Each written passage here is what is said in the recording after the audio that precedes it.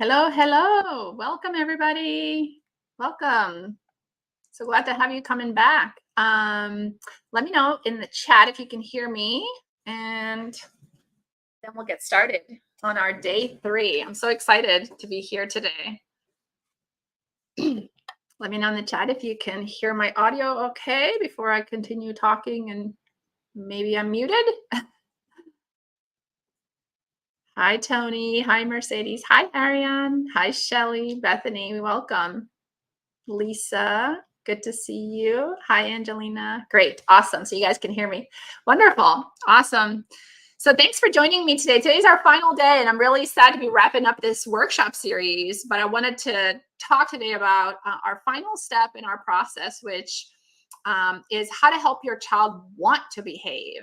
And I also want to talk about some opportunities to help support you in your parenting. I'm going to be telling you a little bit about my course that actually opens up today. If you're looking for additional resources on this topic, stay with me. So more to come. So to start, can we talk a little bit about what surprised you the most about yesterday's session? I like to kind of rehash this because it's whatever those nuggets were for you yesterday that you want to kind of repeat. Remember the neuroplasticity? We want to re-emphasize this over and over so that we can ingrain these new habits. Mercedes, thank you. Great to hear. Hi, Ubukan. I'm not sure if I'm pronouncing it correctly, but I'm doing my best. Hi, Jenna. Hi, Jennifer, Wendy. Yeah, so let me know in the chat. What did you find most helpful yesterday? Was there something that was like a nugget that you got, or a reframe, a shift in your perspective? Sugar Soul says she can't see the video. Try refreshing your page maybe. I think everybody else can see. So hopefully you can sort it on your side. But so yeah, in the chat, definitely put what you found really relevant yesterday, and I'll read off the list as you guys share. I do want to mention that today, just like the other 2 days, we have our special prize, which is the 3 package coaching session that you would get with me for free. So please participate in the chat, and I will be drawing a winner at the end of our day today. We have at the top of the hour, and then all the Vipers, we're going to jump into our VIP room again. If you haven't upgraded, be sure to check for that. On the landing page today, you should be able to see a button for the course I'm going to tell you a little bit about, but the VIP links are in your email. So if you want to upgrade to VIP, check your email. So a couple of nuggets here that people are sharing. The self-compassion is so important. Yes, that is like the foundation of what I use to support parents with self-regulation, with showing up more peaceful and how to stop yelling. That's what's worked for me personally. That's what I know how to do effectively. And that's what I'm using with parents to support them, along with other tools as well. But that's kind of the foundation. Angelina says she liked how I said we need to give us time to feel our emotions. Yes. From the bottom up with journaling. Yes. And also our children, of course, is sometimes I think what trips us up as parents often, even if we know peaceful parenting, is we go through it too quickly. And we just need to give it time. It's kind of like marinating. Just needs to sit, like just let it sit. You can't rush the baking process sometimes, right? Arian says, if your kid is looking for attention, it's okay to give it and not withhold it. Yes. If they're looking for attention, give it to them. Give them what they need, not necessarily what they want, right? Like they want that second cookie.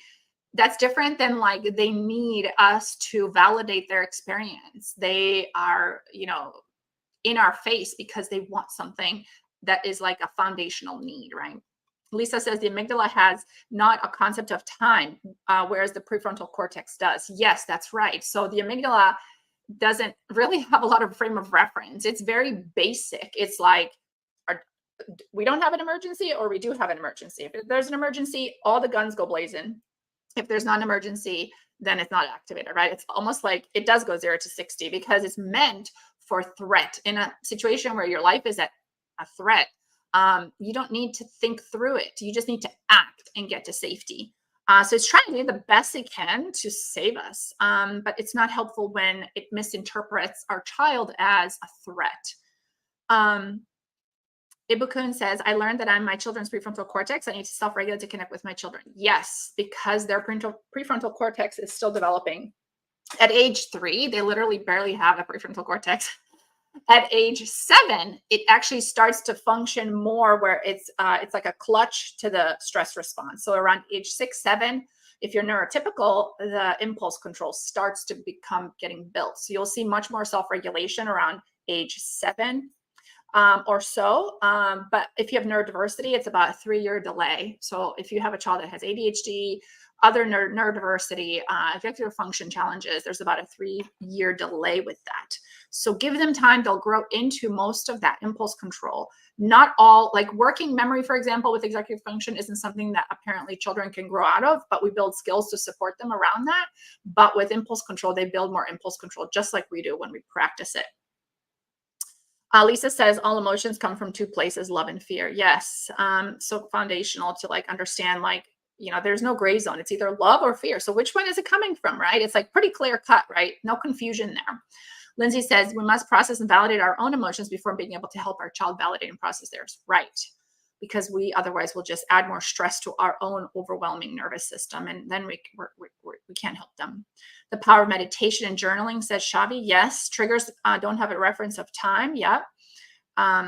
Yeah, sometimes it's our own inner child feeling unsafe. So yeah, so many amazing other reframes. I love this. So I'm gonna and Jenny says she can start to see this happening in her 7-year-old. Yes, she is. If your child is around 7, you're gonna start to see much more impulse control, more emotional regulation. So sometimes it's like just kind of like try to time heals some of those things, right? Like when they're so little, we are their prefrontal cortex, but then eventually they get their own and they'll stop like needing you so much. They'll be able to do some of this on their own, which is a nice little break.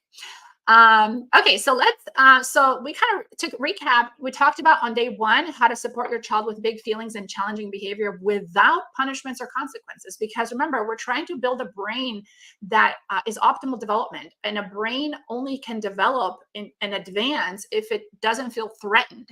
If it feels threatened with punishments, consequences, isolation, timeouts, being in trouble, getting grounded, like all those things, taking things away because you're not behaving, all of those things create disconnection, and that creates a threat. Then the brain goes into stress mode, and then the child is not learning. Their brain literally stops growing.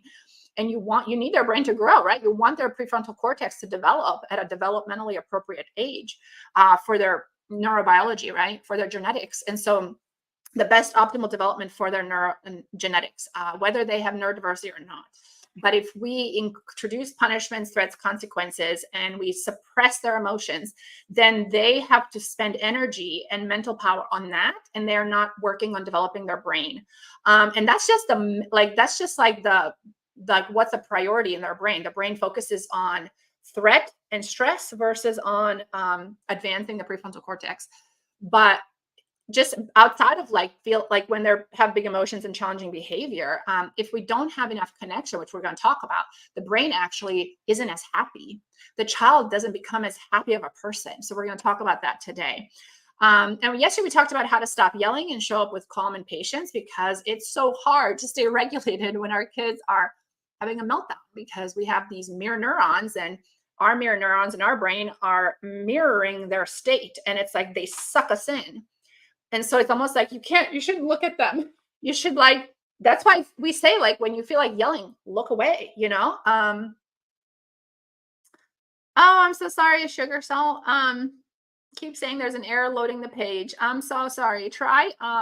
Maybe try turning off the internet, turning it back on. It's probably like an internet thing, I'm guessing, or another browser, like Talita says. And so how do we intercept this? And how do we support ourselves so that we can feel like we are able to help them and not get sucked into the tornado? Like they're the tornado, and if we're not careful, they will suck us right in, and now we're in this vortex. But if we can step back almost to get closer, then we can be more of a resource for them.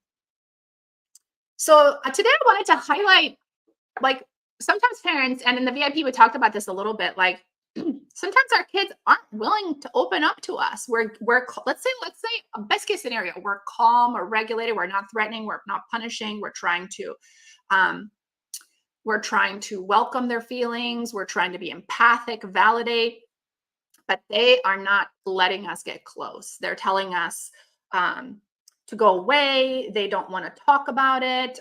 They're screaming at us, I hate you. They hurt us even more. They're hitting, throwing things. Um, the empathy and the compassion we're offering them is falling flat, and it's almost like backfiring, right? They're throwing it right back at us. They're like, I don't want that.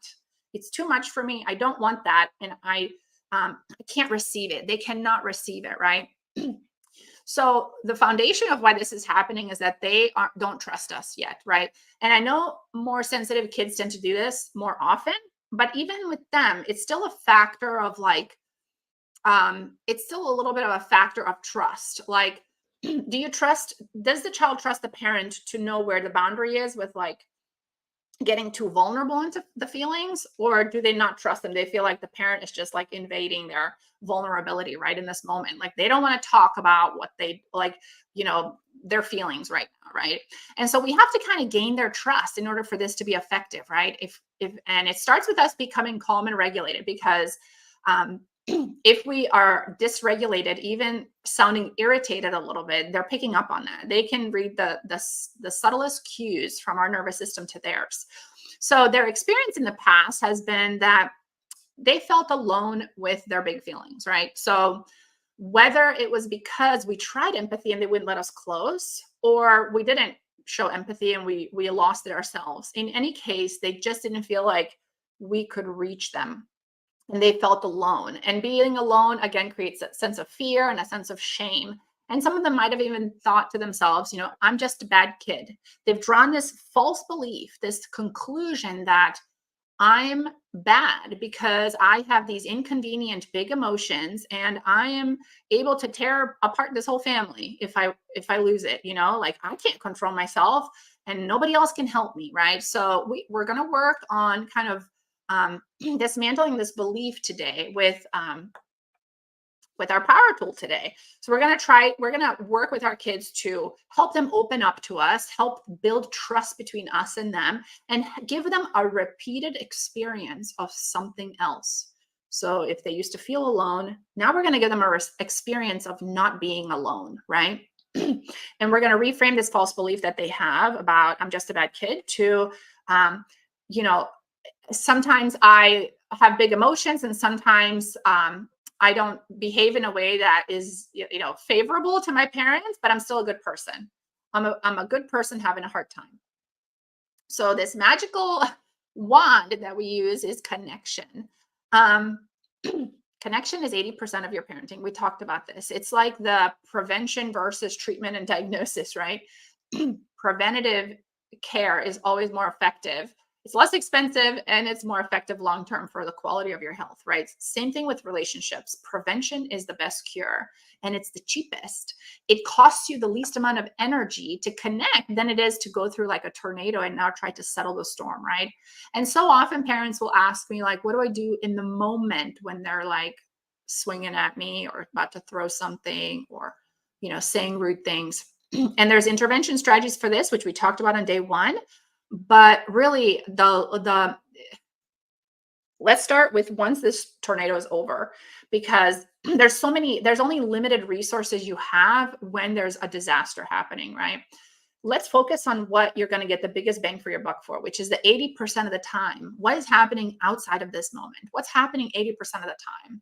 And getting really clear on that, right? Because if we can start implementing that starting today and then giving it the time that it needs to like simmer and marinate between us and the child, this connection and deepening this trust, then we're going to reduce the frequency of those meltdowns in the future. We're going to reduce hitting to just yelling, right? It's like they're irritated and then they might yell and then they might hit. Well, let's at least get rid of the hitting. They might still yell, but we're getting rid of the hitting. And then maybe we'll get rid of the yelling and they're still going to be irritated and use an irritated tone with us, but maybe they're not yelling at us, right? So we're trying to bring it down like a notch at a time, right? This takes a little bit of time.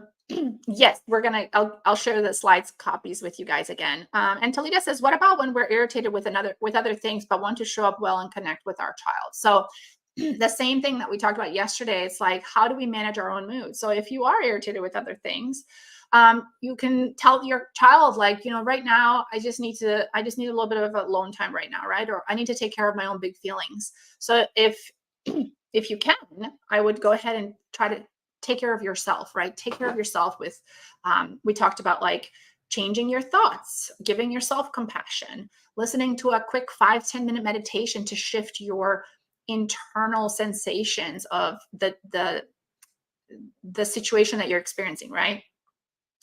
Um, and if it's happening, if you're irritated with something else and now your child is having a meltdown, again, you still have to put on your oxygen mask first. Because if you're going in there irritated, you're already using up your energy for stress on your own, plus now the child's stress.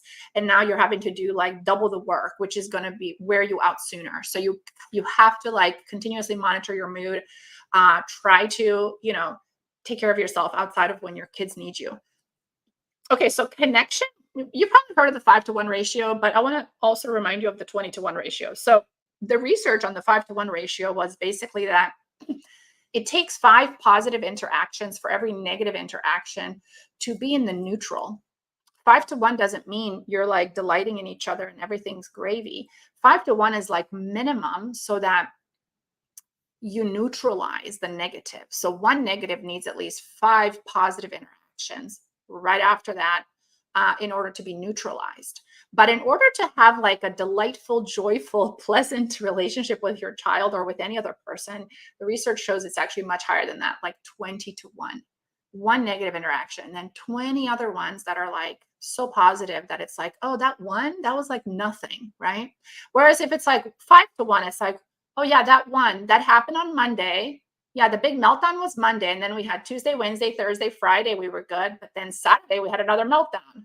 So as you can see, it's like that wasn't that long ago. Sure, the 4 day, or Saturday was the 5th day, right? So then Sunday you have the meltdown, but those 5 days after the first meltdown, the meltdown isn't that far away, right? It's like it's still in your like not too distant memory, and so we really need like 20 ratios to 1. Yeah, if you examine your interactions, Bethany, for sure, like it's eye-opening, right? And again, it's not just for connections with our children, connections with your partner. And this is why I say this is really important, but parents sometimes miss this. This is a good nugget. When siblings are fighting, or even if you have an interaction with your child, but especially with siblings, because if you have an interaction, you know this now, you know what to do. But with siblings, they must repair after every little disagreement on some level. They have to initiate some kind of affection for each other. Because if they have that one negative and now they go on and they're pretending like nothing happened, then they start playing again, but they're kind of irritated, there's going to be another eruption shortly after because they haven't had 5 positives. But when we do this whole like sibling conflict resolution process that I walked through in the VIP yesterday, how we walk them through nonviolent communication and asking for what they need, they get an opportunity to like, oh, my sibling heard what I said, because we asked them like, what did you hear your brother say? And then they tell the brother what they heard the brother say. So it's like, oh yeah, he is listening, then they get to problem solve. So they get to come up with a solution that works for everyone, finding a win-win. So you're almost like, you're like putting a stop to like further interactions until we reconcile. We're forcing that other one positive interaction after the negative one, and ideally more than one. So often if you have a lot of sibling rivalry or one kid has a chip on the shoulder about another kid, there's some resentment, if there's constant fighting, if they're like, I wish my sibling was never born, you have to not force, but you're creating opportunities for them to have at least 5 positive interactions after every fight, which I know it sounds exhausting, right? But once you get this process of like intervening in sibling fights down, it's pretty efficient and it helps like expedite that. And then they're more likely to like create 5 more positive interactions because now they've repaired. So after every sibling fight or conflict, we need repair. Right? Otherwise, if there's not like an actual like repair, it's not going to help you in the next moment, right? Okay, so I wanted to remind us about the biology of all of this, right? So we talked about yesterday how an overactive amygdala, high activity in the amygdala, in the limbic system, is really representative of activating the brain's fear center. So when our children are overwhelmed with big feelings and they're acting out and misbehaving, there's stress hormones in their little body. So think about your child, visualize their little body or big body, whatever size they are if they're teenagers, and just picture in their blood vessels, they've got cortisol and adrenaline when they're having a hard time, and their brain is repeatedly wiring for more reactivity, right? So, what is the antidote to this?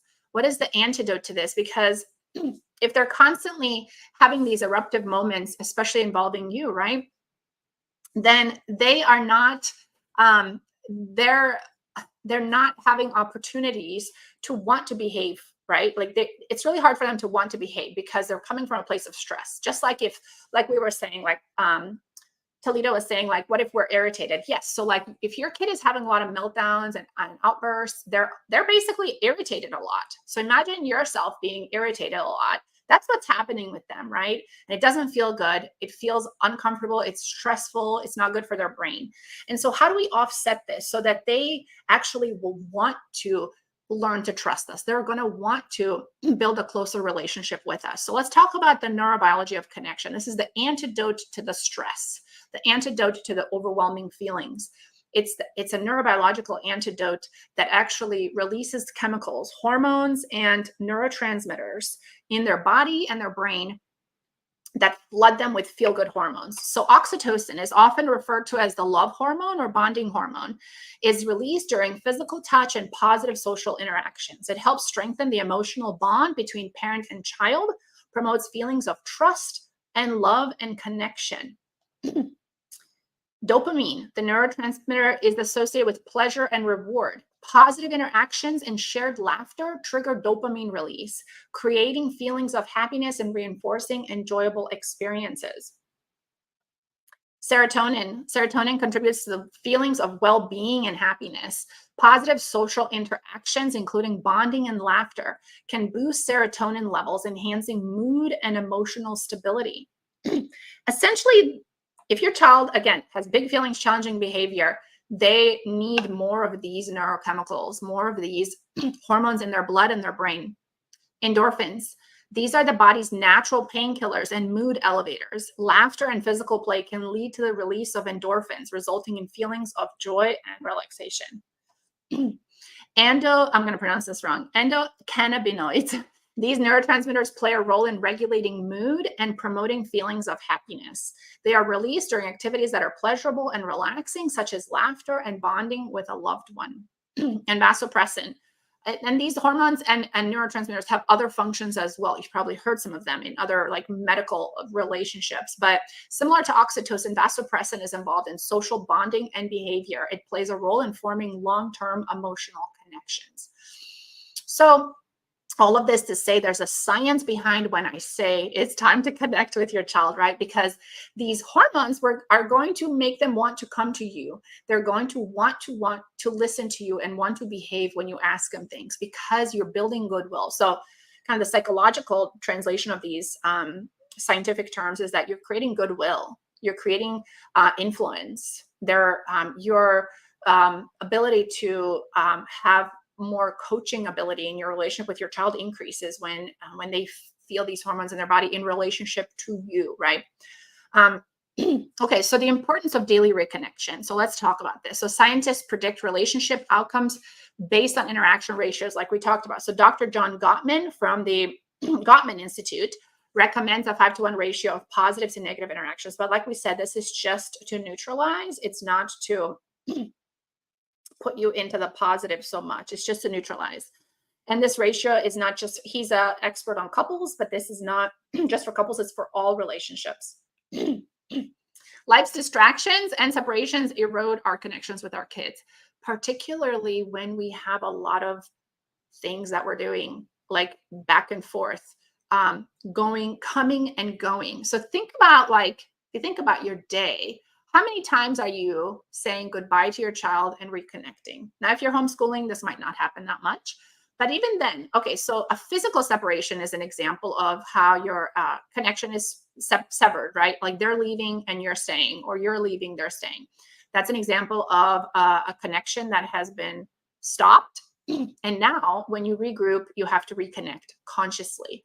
But even if you're like homeschooling or you're home with your toddler or preschooler, whenever you are like turning away to focus on something, so you're being mindful with washing the dishes, you've actually disconnected from your child, right? They might be playing nearby, but if you're focused at like to be mindful and present with the water and the dishes, like let's say you're trying to be meditative and more mindful, you've actually disconnected from them though emotionally, which is okay. We do this all the time, and it wouldn't be good for us to be constantly like in this connected state with them. It's meant to be a flow, an ebb and flow, because we need space from intimacy with others just to be on our own, or just to, even when we sleep, we disconnect almost from ourselves consciously.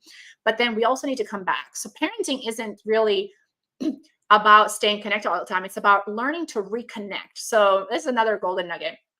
Become a master of reconnection. Like your number one skill set in parenting, other than keeping everybody safe physically, is to become a master at reconnecting with your family. And this requires social and emotional intelligence, right? Because we're talking about humans, and we have to understand like what makes humans tick, how to help humans, right? So you kind of have to really become like a master at this, like at how how you're showing up, how they're showing up, how you can reconnect with them. So regular connection repairs daily erosion. So every time we disconnect with them, we have to repair. We come back together to each other, right? Children orient around others during our separation. So at school, it's actually healthy for them to attach to a teacher. And if there's no other adult, they do attach to their peers. And then eventually, as teenagers and preteens, of course, they start to attach to their peers as well. But we want to keep that in moderation. We still want to be the primary attachment, while peers kind of come as a reference and kind of like a playground. But we are their we're their North Star, even through the teen years. Okay, so focusing on reconnection, right? Like reconnection is like your goal every day. Like whenever you see your child and you have time for them, it's like reconnect, pull them in emotionally. Recollecting children physically and emotionally, as per Gordon Neufeld. So he talks about like hold on to your child and collecting them emotionally. And it's like you collect them emotionally so that they feel like you're with them, like a felt sense of connection, right? And even when you're separated, we do these rituals of goodbye, which we can talk about. But like a goodbye ritual, the reason we do it is because we wanted to create a bridge so that the disconnection isn't so painful. It's like, yes, I won't see you while you're at school, but look, I'm giving you this thread. We're going to stay connected through this thread that's invisible. Yes, Bethany, it's so good. Hold on to your kids. So we want to connect with them with these invisible threads when we're not with them. And what that means is like in their mind's eye, they keep us in their mind's eye. Like when we're not together, they're like, well, I know my mom, like she's thinking about me probably. Like we're together because like in my mind, we're like connected, right? So it's almost like this, you're taking each other along into the next transition, even if you're not physically together, but you're always like kind of in each other's mind's eye. Okay, effective parenting requires reestablishing a positive connection. So remember, it's like reconnect, reestablish, repair. Thinking of reconnection as a preventative maintenance. So to avoid so many big emotions and meltdowns and challenging behavior, if you focus preventatively on again, like focus logistically, like look at your calendar, look at your day, like when do your kids leave, when do they come back, when they wake up in the morning, that's another disconnection because they were asleep and you were asleep, and now you wake up, now you're reunited. How are you reconnecting physically and emotionally, right? At bedtime, it's another transition. And at bedtime, that's why one of the main reasons kids don't want to go to bed is because they can sense that attachment stopping and they just don't want it to, right? They're naturally primed for connection. So yes, Angelina, that's great. When you pick up your kids, you tell them you're so happy to see them. I love that. Mercedes says, I have a child who I haven't been able to connect with. Her safety is dad, and I feel like I'm just there compared to her other two kids. I can see this being an area I can work on because I'm always so negative with her and her ADHD. Yes. Yes. So kids, like attachment is like a hierarchy. So whoever is their safe place for attachment is going to be the top of the hierarchy. And whoever is, and then they kind of prioritize like, okay, so this person is my number one safe person. So it might be dad or mom, depending on whoever they feel like comes through for them, whoever they feel like gets their needs met best in that like consistent repeated pattern. So this can change, right? Attachment can change. It can go from one parent to the next, depending on who shows up, who's consistently responsive. It's about responsiveness to their needs. Oh, I love that, Talita. I draw a heart in my hand and in my son's hand, even when he arrives, we touch our hands. I love that. Yes. There's a cute book for kids. It's called something about like a raccoon, I think, and they draw the hands like the kissing hand or something. It's so cute. For especially for kindergartners and first graders because they're so nervous to leave like the first time to go to school and it's like, oh, you know. Okay. Prioritizing relationships, place a premium on family relationships, reconnect after time apart should be an expected routine. This is why it's like, oh, I'm so glad to see you. Hug. If you're not a hugger, try to get into it because it's a really easy way to boost oxytocin and feel good hormones when somebody hugs you, especially for your child when you hug them. Maybe they don't want to hug just yet. High five, a pat on the back, a back rub, a shoulder massage, a foot rub when they sit down. Like ask them if they're kind of like, what are you doing? You can ask them, especially preteens, you know, like, oh, I wonder if this would feel good, like a foot rub, like after school, like you're really just delighting in them. You're like, oh, you are so delicious. Like, I want to eat you up, right? Like, so I want to get my hands on you because you're so cute. That's what we do with babies. We're like, oh, babies are so cute. Let me hold a baby. Everybody wants to hold the baby because they actually release oxytocin when they hold the baby. It's almost like free oxytocin because the baby's like is so cute to us. But when they get bigger and we have these patterns of like disconnection and arguments, we're like, well, they're not as cute as a baby. But can we help ourselves get into that state? Can we kind of find that delicious, like, delight in this unique child? Because at core, they need that. The baby needs it, but they need it too. And the baby really just has an advantage. The baby is like, no matter how cute the baby is, every mother's child is like the cutest child to that mother, right? And so they're primed like that for survival. It's like a survival thing, the fact that babies look cute to the parents. But what about these older kids? Like, they have the same need for protection and belonging. And it's like, can we just scoop them up, their little faces and even their big faces, and like, oh my goodness, like, you are like, I am so happy. I'm so like lucky to be your parent. Like, how did I ever get so lucky to be your parent? You know? Um, so children adopt the importance of reconnection from their parents. So again, this helps them. This helps prevent meltdowns, big blowups later, challenging behavior, because it's like you're not going to bite the hand that feeds you, right? Like, they're not going to bite the hand that feeds them. If they're getting their connection needs met through you, they're not going to be as likely to attack you later, right? Or to fight with you. Unless, we talked about this, there's two scenarios why they become dysregulated. They either don't have a close connection, they just don't have that much of an incentive to like suck it up and not be so rude about it, right?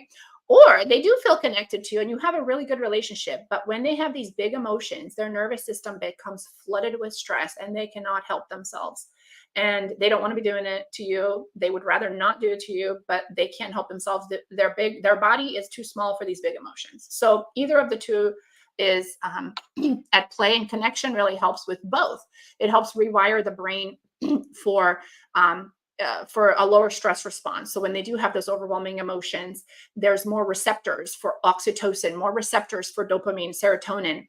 And now there isn't as many receptors in the amygdala. So there's less stress because there aren't as many receptors. So, so saying goodbye when you leave and hello upon returning, I would make sure you make eye contact with them upon like departure and when you leave. I always like to watch my kids leave. Like, if they're leaving me and I'm staying, like, bye until they're out of sight. Because it's like, I don't know, I just feel like it's a little bit like sentimental and cute. Like, mom always watches this like leave all the way. So just like these like rituals, like there's actually a great book called I Love You Rituals. I would highly recommend it. And again, I have these resources in my membership and like all these like amazing ways to like connect, but there's only so much we can cover here. So greeting children with a morning, ideally with physical contact, 5 minutes of a morning snuggle for every kid. It's like mandatory because the morning they come out and they're disconnected. And it's your job to like pull them into the orbit, right? And physical snuggles if they let you. Start slow. If they don't let you, like, start slow and then kind of like turn away, like throw a nugget their way and walk away. Like, it's called bids for affection. Dr. John Gottman talks about this in his work, bids for affection. This is what's like the biggest predictor of divorce or people staying together. It's not how much they fight.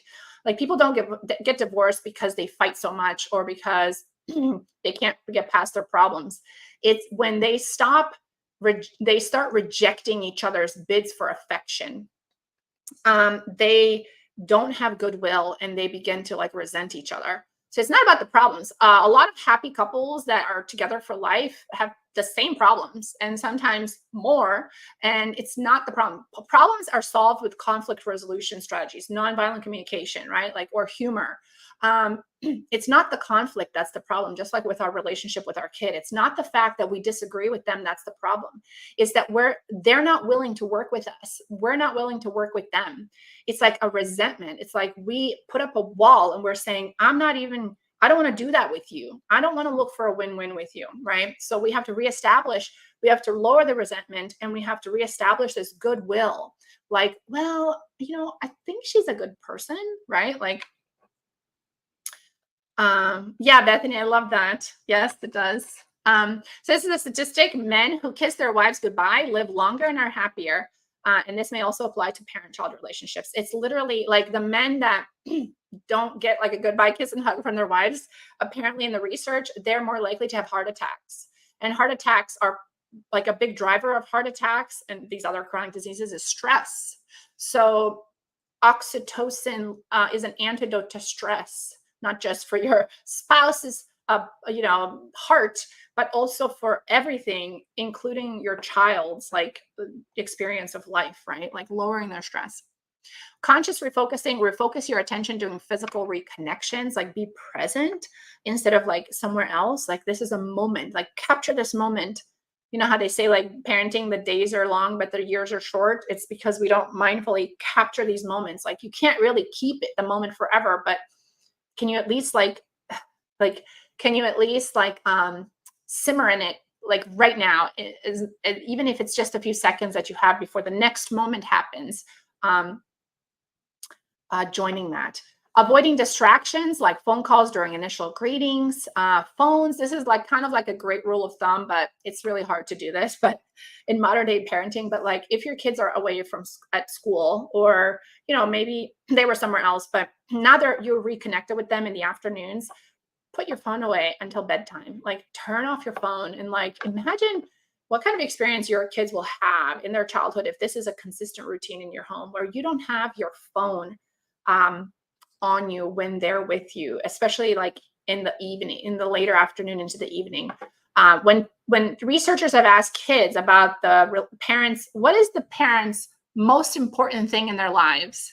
The kids say that it's their phone. They don't say it's us. They say it's our phone. It is really hard because we're all addicted to our phones.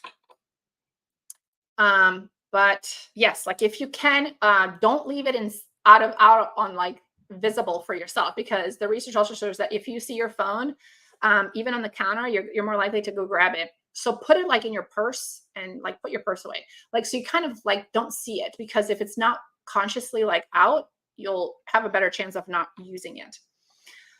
Jenny says, when I was in elementary school, my mom would always kiss me goodbye. And one day when she didn't do it, I kept thinking about it the whole day until I always kiss her goodbye. Yes, I love that. Yes, because it's like, what happened today? Like, we don't always remember. We're like, oh, like maybe we can skip it today. But the kids are like, they love the routine because they have such little control over their day to day anyway. It's an adult world for a small kid. When something out of the routine is like taken out, they're like, oh, I guess that's not so it's like fear, like, well, I can't expect that to come like regularly either. Like it's out of my hands, right? Okay, so attuning to your child's mood, we talked about this a little bit also in the VIP Q&A, adjusting your mood to align with your child's. Like, if they're like feeling a little down after school, you don't want to be like, "Yay, it's Friday. I'm so excited."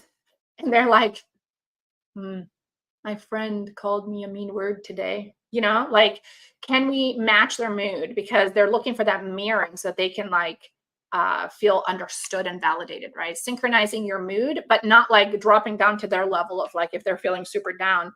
You want to empathize and validate, but without being like, without like falling into the pit with them. You're still holding out hope. You empathize, but the difference between you and your child's mood is that you have hope and you feel confident that you can recover from this, right? Be present and responsive to your child's emotional state. So this is really important, kind of reading their cues, especially like in the morning, like how are they feeling? Like, maybe they're a little grumpy, maybe they didn't sleep enough, like try to mirror some of that. Engage with children at their level, both physically and emotionally. For toddlers, make eye contact at their height. For older kids, engage in their space in a friendly way. The importance of floor time, spending quality time on the floor with your toddler through like elementary school, really. For older kids, like preteens, finding relaxed moments to connect, such as chatting on the couch, like basically wherever they are, like where are they in their room? Try to find a way to like have a reason to go in there. If they're chilling on the couch, like scoot up next to them and be like, "Yeah, what you doing?" Like very chill, not like, "So, how was school? How's math going? Yeah, what is 5 times 7 again?" Like, what? Like, come on. Like, let's just hang out, mom, like without the questions. Quality time involves being present and responsive and not rushing or directing. And so kind of letting them 90%, spending time with your kid is like 90% of it is follow their lead and listen. They know what they need to solve. You just need to like, they just need like a soundboard. You're like a soundboard, especially as they get older. Repair and preventing maintenance, welcoming your child's baby self and offering comfort. So if they are like wanting to kind of step into their baby self, like offer that comfort, allow it to them. They're not going to stay there. They're like playing with this like state. And then the more you can like with the attention, like if your child wants attention, give it to them because then they're going to fill up their cup and they'll stop asking. If you deny them attention, they will try to get it more and more and from other people and from other sources where it's not going to be actually in their best interest. Avoid making meltdowns a precondition for comfort. So if you're like, "I do empathize and validate," but is it only after they're upset? Or is it like when they're like, "I can't find that thing"? It's like, oh my gosh, I'm so sorry. Like, I don't know where that thing went. That's really frustrating. Like, do it earlier. Do it earlier. Validate and offer comfort and like preventatively so that they don't have to like beg for it and pull it out of you, right? Like if you make this kind of a routine where you're kind of just kind of have to start talking in this way more, like it changes who you are. You become a different person, right? Because you're using these other words that you've never maybe used before. And now it's like, okay, like this actually does work. I just have to remember to do it. So yes, the best way to do it differently is to practice. Shavi says, does floor time have to be one-on-one with two kids, 5 and 7 years old? It gets difficult. I don't get to spend enough time one-on-one with them unless bedtime. Yeah, so I would say if they're both there together, definitely do it together. You can do floor time with both of them together. And the more you can like play with them like together, the more their cups will fill up even together. But then eventually they'll be like, "Okay, I'm bored. I'm going to go do this." And they kind of split apart. So even if they're like in the same, let's say they're in the same room, right? And you don't want to wait till bedtime to play with one and the other. Let's say they're in the same room and one is like starts flipping through some art stuff. And one is like maybe looking at a book or doing something else separate from the sibling. Try to notice what they're doing. Like, oh, like almost like a detector. You're like, when are they going to separate? And you're not forcing them to like start playing separately, but you're kind of like just waiting until you're kind of going along with the flow until they start like, you're just trying to wait for an opportunity. You're like trying to, I don't know, it makes me think about like how people pick up other people. They're like, well, if I'm trying to like, connect with that romantic partner, like if they're together with another person, it's going to be like hard to break in there. But if they're like, now they walked off and now they're maybe like ordering a drink, it's like, oh, it's a good opportunity for me to go stand next to them and be like, "So what's your name?" Whatever, right? So it's like an opportunity for that social interaction. So when your kids are in the same room, you look for when they start doing things a little bit like alone, and then you kind of just like sneak up without making it a big deal, because then the other one will come after you like, oh, what are you guys doing, what are you guys playing? Now they will probably eventually do this if they're little, but try to steal a couple of minutes with just one kid by coming up to them and be like, so what's going on, like, yeah, and what are you doing? And then just observe, sit next to them, talk to them, observe what they're doing, listen to them. You're just kind of like there as like a wallflower. You're just like, yeah, like I'm here. And they know that you're there. You don't have to actually like, I mean, yes, it's great when we talk about special time, spending time playing with special time. But if you just want to like give them that connection, it's good enough if you're just like, just hang out next to them without their sibling right there. And you're like, oh, that's really cool. Like, let me see. Oh, look at that, what you did. That's pretty cool. Like, here's what I can do. And you're just kind of talking to them one on one. They really appreciate that too, you know, if you don't have the time to separate them. Um, okay. So if there's obviously conflict, we repair. We talked about that. I did want to talk a little bit about co-parenting with peaceful parenting. So how to get your partner on board to use the same parenting approach as you. And effective in the moment ratios to intervene when your partner isn't on board. So there's really like, I kind of have like two key strategies for this. One is use actually three. So the first one is the most important one, is just to do your thing. Do your thing with this approach and let them observe. Don't say anything. Try not to send them articles to read. They probably don't read them anyway. They just find it like maybe insulting. Like, oh, thanks for educating me again, because I don't know what I'm doing, right? So like try to just role model, just do your thing. You're not offending them. You're just doing your thing, right? You're intervening in this way, parenting this way. It's going to be more effective than if they're like threatening and using consequences as punishment. So you are going to be more effective than them.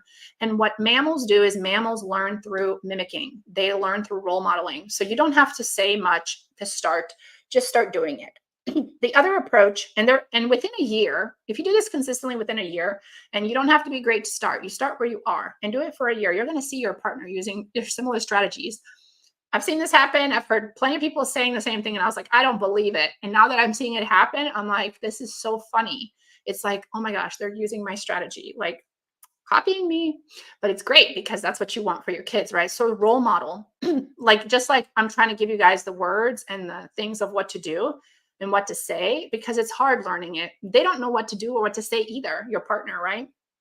And they don't want to be stressed. They might seem like it, but they don't want to be stressed. They want to have more delight with your child too, right? And so kind of role model what to do and what to say, and they'll start to naturally start to like pick up on it, right? The other strategy is to use the peaceful parenting on your partner. So with your kids, you self-regulate, you connect, and then you coach for their emotions. Same with your partner. Try to stay calm without yelling and raising your voice at them, even when you're feeling triggered. And if you're feeling triggered, leave the situation. The best advice I have for adult relationships that have conflict is like, time out, you leave, right? Stop the conversation, because once you're in your amygdala, nothing good will come out of that. Stop the conversation in a loving way and come back to it later. And then connect. So focus on connection, 5-to-1, 20-to-1 ratio, like we talked about. 80% of your partners and yours relationship is built on connection. If you don't have much connection, that's probably where your biggest challenge is going to be. So focus on increasing connection. It will reduce resentment if you have resentment built up already. And then coach. So instead of saying like control them, like, you know, you're always doing it wrong, or that is not how you're supposed to respond, like, you know, that's kind of more controlling. Instead use like, you know, I wonder what would happen if, you know, I wonder how we can find a win-win. You're kind of like coaching by reflecting without forcing them. And then and yeah, so was that two strategies? Yeah, so role modeling, and then using peaceful parenting tools on them. Oh, and then my third one was for if they're fighting with your kid and it's like back and forth, almost like a sibling fight. And here you come and you're like, oh, how do I intervene? My partner and my kid are acting like two kids. You intervene the same way that you would do with a sibling. So we did talk about this in the VIP. I don't have time to go into the details here right now, but there is like a framework for how to intervene in a sibling fight effectively. You would do the same framework with your spouse and your child, because it's basically nonviolent communication. Marshall Rosenberg came up with this, and it works for adults. It works for kids too. Okay, so in summary, I asked you guys when you signed up for this workshop if you would give me 60 minutes a day over 3 short days, and you did. For those of you that are still here and watching the replays, and I've shown you the exact step-by-step method for eliminating difficult behavior and getting your child to cooperate and listen to you without punishments, threats, and meltdowns. So maybe you started out like feeling like, your kid has everyone walking around on eggshells in your house, and you feel like your whole family revolves around one kid's mood, and you've tried peaceful parenting, but it just doesn't seem to work for your kid.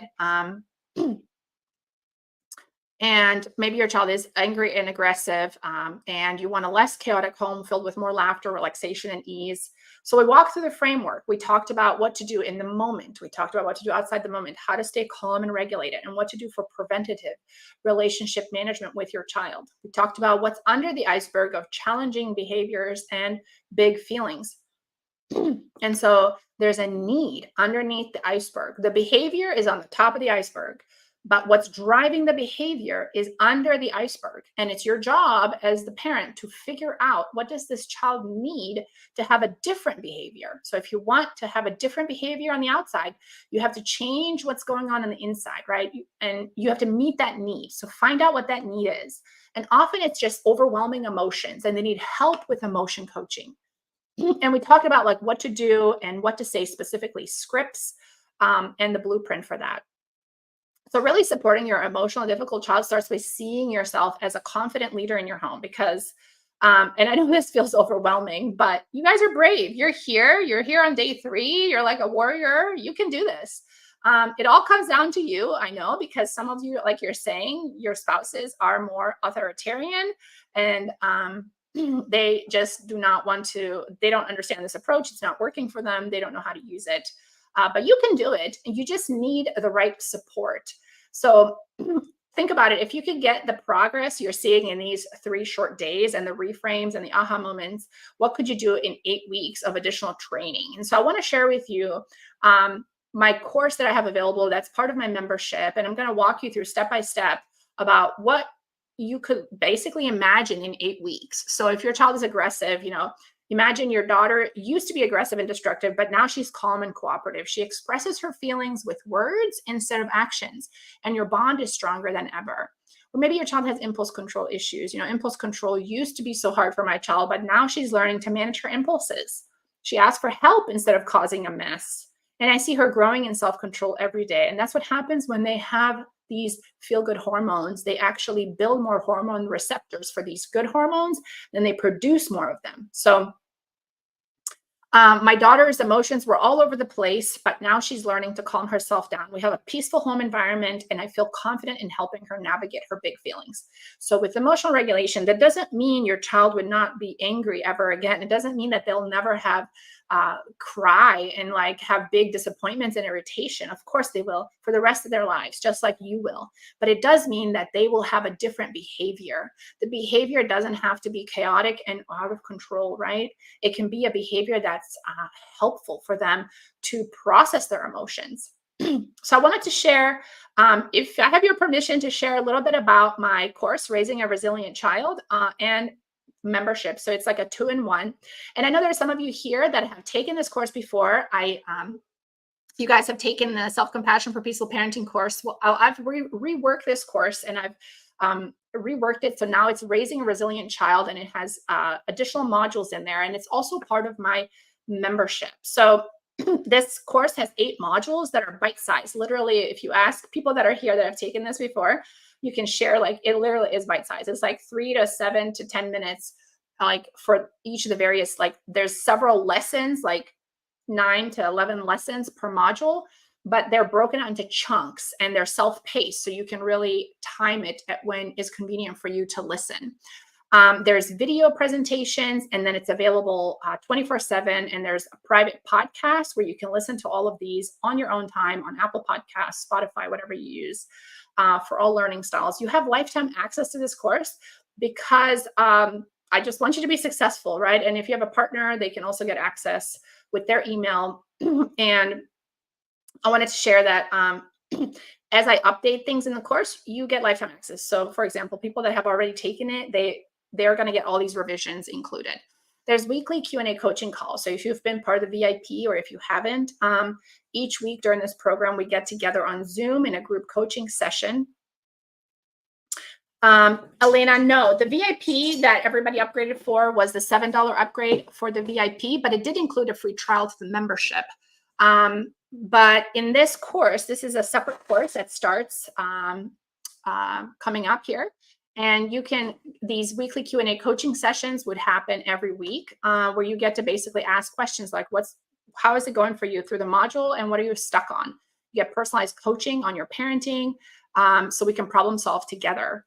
So the coaching calls going forward. So the course is starting, let me just pull it up here. We're going to be starting next week on Wednesday, May 22nd. But whoever signs up for the course gets actually immediate access to module 1 because there's a 7-day free trial of the course as well. But when we go forward, so the course starts on May 22nd. The first Q&A will be on Tuesday. It'll always be on Tuesdays at 2 p.m. Central Time. I know some people are watching from Australia, across the world. It's really hard. I know this is probably like 5 a.m. for you, I think in Sydney. So I'm trying to make it a little bit later in the day for me. But I also have kids and they come home like after school, like in the afternoons. And so I'm only able to do it that late before I have to deal with my own kiddos. So if you're able to attend, that'd be great from Australia. Again, 2 p.m. Central Time on Tuesdays, 3 p.m. Eastern Time. And there's recordings available and you can pre-submit questions. So I try to make it really flexible. We have practice meditations in there. Elena's from the UK. Great. So that's about 6 hours ahead. So these practice meditations, we talked about how these help us rewire our brains. By practicing these meditations for 2 months, you develop a new habit and you really start to rewire your brain, allowing you to be more easily calm under pressure. We have journal prompts and practice exercises, same thing. The name of the game is practice. It's any repeated experience changes the brain. So you have to repeat experiences of calm, and responsive and compassionate in order to master this. And these are like PDF downloads all in the course. We also have, so it's part of my membership community as well. So we have a membership Facebook group, and this is a pretty new membership group. So it's a small group of us right now, but it is private and you get this as part of the course. And then again, like I said, the course is the 8-week element that comes with weekly Q&As. In addition to that, you get access to the membership subscription. And the membership subscription, in addition to these weekly Q&As in the course, has a weekly office hours. So that's 2 different opportunities a week to get with me on your questions. There's also monthly master classes in the membership. The summits, I've done 2 summits so far. We've got several coming up this year and next year. All of these land in the membership and you get access to them for free. So you don't have to upgrade to VIP if you don't want. You can just get them in the membership. There's a members only podcast for the master classes. And there's like 11 modules within the actual membership of additional content. And that's dripped out monthly. So for those of you that are in the membership, remember to check in the portal because every 30 days you get a new module on basically raising a resilient child and all of this. So there's strategies and scripts. And after the course is over, after the 8 weeks, if you decide you want to stay, you can continue with the membership or you can cancel, no questions asked. Okay, and so these are the modules that are going to be covered in the course: the neurobiology and framework of mindful parenting, how to stop yelling, connection, your magic wand, healing shame and perfectionism, helping your child with big feelings and challenging behavior, setting effective limits and peaceful discipline, reparenting yourself, emotional intelligence in daily life. So we touched on some of these, like we touched on like 5% of that topic that I would cover regularly. And there's like 95% more content in depth in each of these modules on the topics that we already covered here. Okay, and I want to just continue on, then I'll get to your guys' questions. So the bonuses, there's bonuses included as well that are in the membership as part of the course: getting your child to listen and cooperate, effectively managing screen time. I know screens are really a big stressor. We don't even realize it sometimes. Parenting strong-willed, sensitive, and spirited kids, and handling sibling conflict and healing sibling rivalry, which I know is a big challenge too if you have more than one kid. Okay, and this is a fast action bonus for anyone that actually signs up for the course before midnight tonight. So it's only available for those that sign up today. This is a digital workbook, so it's not going to be shipped to you in print. It's digital. Although it would be really cool if I could print it and ship it to you. It's 100 pages. It's over 100 pages. But it's a workbook to help you go through the course. Finally, those of you that have taken my course before, you know that I was working on some of these pieces, having some more content that is helpful for different learning styles. And so this is going to help with like going through each module and really kind of helping us rewire our brain for more love, really. And this workbook is priceless, really, is what I would say. So this is the total, the value of the course, I would say, is well over $1,000, but you can take, whatever value you would put on it. Bonuses, over $400 worth. The membership subscription at going forward is $47 a month with the weekly office hours. You get 2 months of that for free if you sign up for the course. And so basically the price of the course, I really like, I've sold this course for hundreds of dollars in the past. Going forward, I want to make this part of, you take the course and you also join the membership, because what I've seen happen is everyone that's taken the course ends up in the membership. And also going forward, like when you finish the course, it's like you still want like mastery. You still need to practice. You need the reminders. You need the coaching. And with the membership, you get that. It's like that repetition. The neuroplasticity continues because you get that repetition continuously week to week. We cover the weekly office hours. We have the monthly master classes. We have the modules that are dripping into the portal that you, again, these are like video, audio, all the different formats that you need, printable scripts, guided meditations, homework assignment in the membership, a ton of resources like month to month to keep you on task. This is how we change habits. We find structures around us to support us. And so again, like I said, after the 8 weeks of this online course, so it's $47 a month for the first month, $47 a month for the second month. So a total of less than $100 for 2 months, but it is part of the membership. So my hope is that you get the membership for free for the 2 months. And then once the course is over, my hope is that you'll find it valuable. If you don't find it valuable, you should cancel, because I don't want your money if it's not valuable, right? The reason I do this is because I see the impact it makes in people's lives, and everybody wants to do valuable work, right? And we all still need to like purchase groceries too. So like, can you find value in what you do and make it accessible for people? Because I do want to see the transformation in your families. And I promise you'll see it. You're bound to see changes if you do this for 8 weeks. And so that's kind of the price point. Let me continue going through here. So yes, there's a 7-day money back guarantee. So the modules in the course, it's 8 weeks. So the first week drops immediately. You can try it out. You have a week to try it. If you don't like the course, you can cancel anytime and you get your $47 back. You can cancel before May 29th, before the week is over. Okay, let's see. And here's some testimonials from parents of working with me on different things like self-compassion and overwhelming behavior with their kids, and just different parents that I've worked with over time. So just wanted to share that others have been here, and there's plenty more in the membership that I don't want to, I want to keep your privacy. So I'm not going to post your comments here, but I know that parenting can feel so vulnerable, and we all feel like, I don't want my stuff out there, but there's plenty more people just like you. Like I said, this workshop drew like over 500 people for me in my little audience that I have.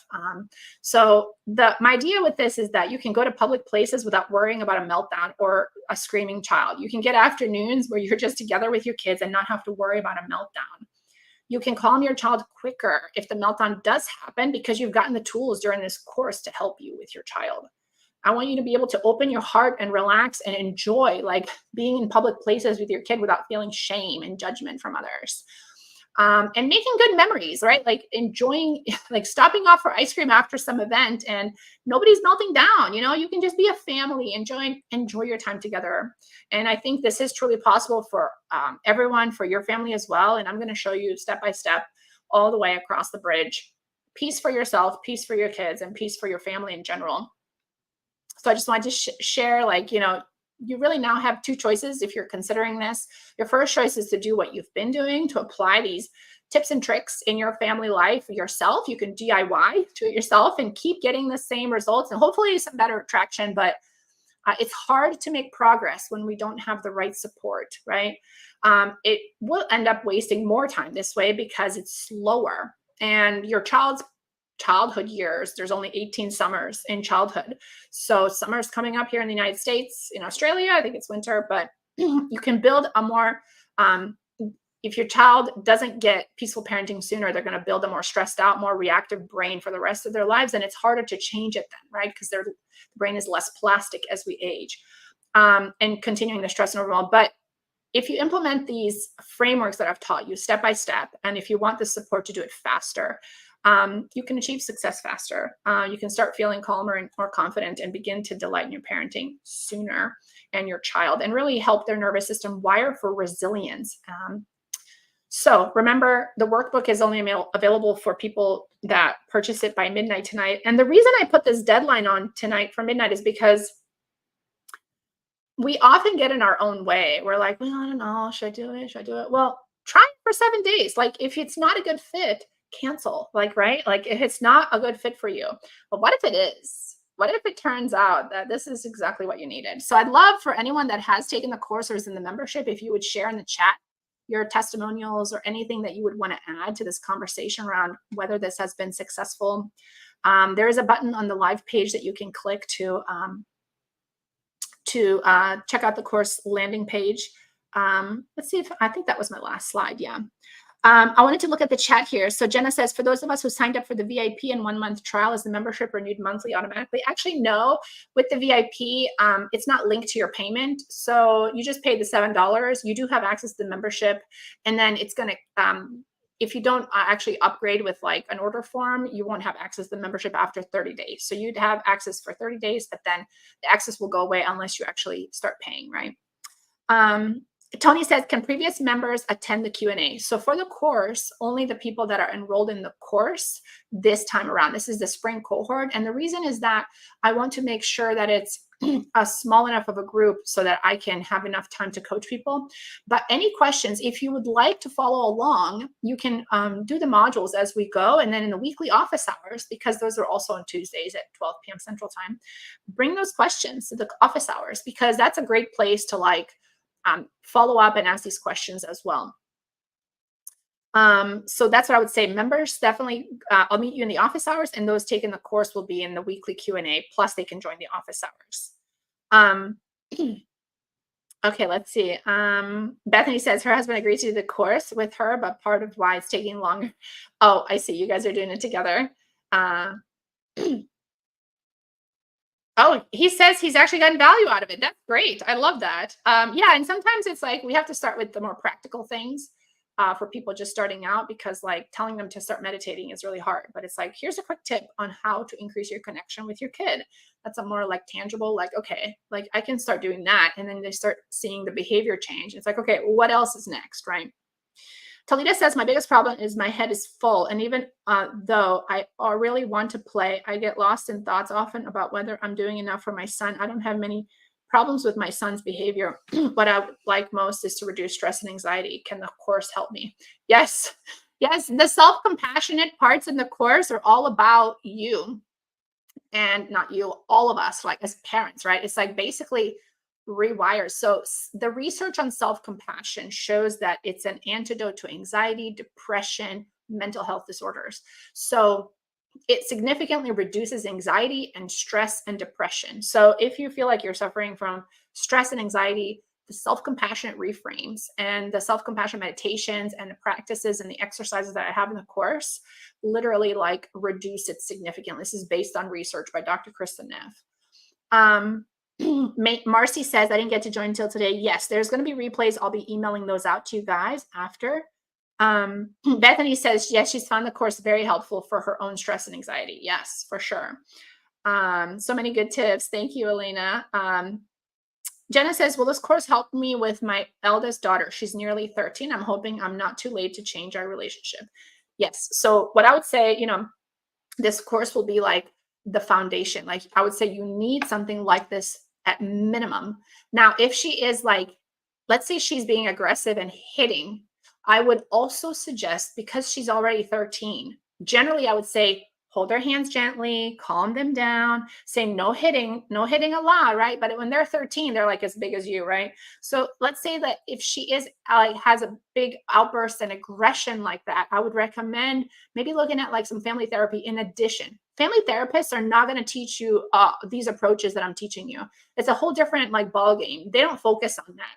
They're going to tell you more about like mental health stuff and like trying to rebuild the bridge between you guys. But this is like peaceful parenting based on Dr. Laura Markham's framework, and it's things you can do. Like none of the things that I'm telling you are like clinical, right? Like it's all about like emotional intelligence, intimacy, connection, and it will improve the relationship you have with her. But I just don't want like if there is like aggressive violent outbursts, if I don't want those to escalate.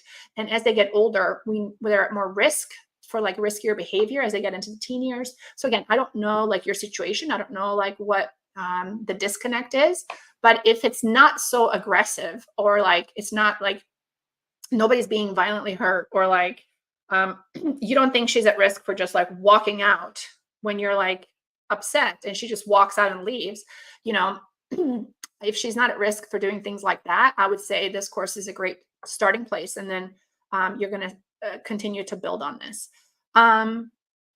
Yes. So Lena says, so the $47 per month also includes the course as well as membership. Yes. So it's for both. $47 for the course and the membership. Basically, the membership is like free. The membership is part of it because the membership is going to support you. I want you to see that there's a community, right? Like there's usually only a handful of people that take the course, but the membership is the community. And this is what we need to complete things, right? We need that connection so we don't feel alone. Otherwise, we get too stressed out and we don't finish the course or we quit, right? So I want you to finish the course and I want you to be part of a community, and you have lifetime access so you can always come back and and I can redirect you. Go back to the course. Like there's the module in the course, like go back to that. That's a good one for this situation. Like let's practice that more, right? So it's like coaching. Okay, Talita says, who has the membership for $37 per month and buys the course? Will the membership cost change to $47? The people that are currently in the membership at the $37 price, the original price, will stay at that. But anyone that's purchasing the course will go to 47 for the 2 months, and then they can downgrade back to 37 if they're a previous member. So basically, I will respect your if you're a member, a paying member. Now, if you're just on the free trial, so anyone that's a VIP, you didn't actually pay for the membership. It's just like you just have access to it. So it's not going to charge you after 30 days. You'll just lose access to the membership if you don't start paying, right?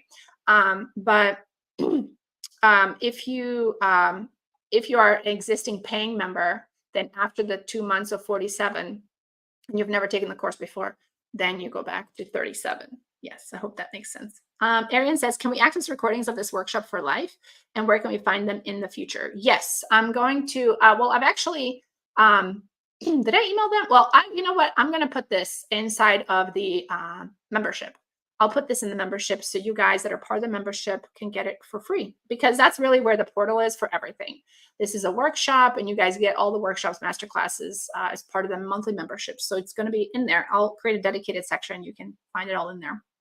But it will also go up for sale. Like these 3 days of workshops will go up for sale on my sales page for anyone that doesn't want to be part of the membership, but they want to just get this access to these resources that we covered in the last 3 days. It'll go up for sale for, I don't know what price it will be, but I'll put it out there for anyone that doesn't want to be in the membership. Shelly says, what does the $7 VIP give us? The VIP, I thought I would have access for the first 2 days I had missed. Yes, you have the VIP replay. So we recorded, they're basically Q&A sessions. So we're actually going to hop off here in a minute and go to the VIP. It's a Zoom link. You get to join us there. And then you basically would do group coaching. So ask me questions. I'm supporting you guys. We go like, I help you solve your most immediate parenting challenge. So we kind of go around the room and everybody asks their specific questions. That's for the VIP. You get the recordings of those and you get the membership trial. Well, you get to try it for free for 30 days. Does that help, Shelly? Let me know if you need more questions. Tony says, Diana is such a great coach and support is priceless. She's very generous with her time and knowledge. Thank you, Tony. Appreciate that. Okay, Jenna says she does go to therapy, but I would like to work on myself and our connection. Perfect. This course is going to help you work on yourself and your connection with her and give you resources for how to help her when she's struggling as well. But yes, if she is already like seeing a therapist, stick with that and do this. It will complement really nicely. I think you'll see much faster progress because you'll be able to like meet the therapist where she's working with your daughter and meet her there faster. Defined for sure. I see. Yeah. And so we'll definitely focus on that in the course. Okay, that looks like that was all the questions. I want to make sure I get everybody's questions answered. If you have any other questions, please don't hesitate to reach out. Remember, the course workbook is available, so check it out if you want to get on board today. So I hope to see you on the inside and in the membership. We're a small community, but we're growing, and I'm really excited. Okay, Shelly says, I was hoping to get the first 2 days of this workshop with links to all 3 days be sent. I enrolled for the course. Oh, awesome. So yes, the replay links for all 3 days will be shared for the workshop and the VIP upgrade. Yes, it's just that we already did the first 2 days of the VIP. So we already met. So we only have one more day left, which is today, right after, if that helps. Awesome. Great. Sounds good. Thank you guys so much. And I'm going to see the VIP parents in the Zoom room. So I think I already sent you guys the Zoom link. So I'm going to resend it just in case somebody upgraded to VIP when we were on here and then they wouldn't have gotten that email. So glad to hear, Elena. Great. Awesome. So, I did want to mention one other thing. Actually, 2 other things really quickly in the membership. We started a book club. So we're starting a book club on parenting books, and they're based on neuroscience and child development and all the books that are in alignment with this. So we're doing like a monthly book club. We're just in the beginning phases of it. We're going to jumpstart it. I think our first meeting will be in June because we're meeting on the second week of the month. And so we're going to kickstart in June. So just a heads up on that. That's another feature of the book of the membership, which I think is really fun. Because I have a ton of parenting books that I love to read. And I know you guys like are wondering which ones are the best ones. There's so many out there. We're going to break it down to like top ones and members contribute their ideas as well. And then we vote on it. And then the other big thing is that I just announced to the membership that everybody that's a member will get 1 free private coaching session with me. So 60 to 90 minutes private coaching session with me if you're in the membership. And I really think that's exciting because I love talking to you guys and helping you drill down into like the specifics of your challenge and break it down and give you some practical tools to start making changes right away. So whether you sign up for the course or not, in the membership, if you sign up for the membership, this is only for paying members. If you're trialing the membership, you don't get this one-on-one coaching feature. But if you're a paying member already, then you would get this feature, and excited to work with you. So yeah, Bethany, I'm so excited. It's going to be great. I think it's going to be really valuable. So, all right, I'm going to let you guys go, and I'll see the Vipers in the Zoom room in a minute. Thank you guys so much. Bye-bye.